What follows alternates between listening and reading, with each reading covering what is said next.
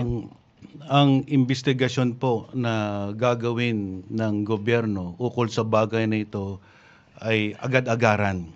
Importante hong malaman kung ano ang mga naging hakbang para po kumuha ng serbisyo ng isang mamamatay tao na nagpaplano ng masamang balakin sa ating mahal na Pangulo. At gagawin po ng National Bureau of Investigation ang lahat ng mga hakbang para matuntun ang identity nito, kasama po ang pag-i-issue po ng subpoena kay Vice President Sara na humarap sa NBI para bigyan po ng kaliwanagan ang kanyang mga pananalita.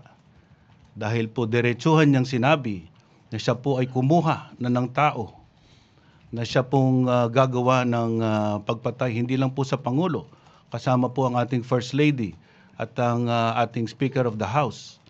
Hindi po tama pong pananalita na nanggagaling po sa napakataas na opisyalis ng ating bayan. Kailangan po agarang investigasyon at meron po tayong paraan sa batas na mag-issue ng subpoena ang National Bureau of Investigation para po paharapin ang ating Vice Presidente at magbigay linaw sa kanyang mga sinabi.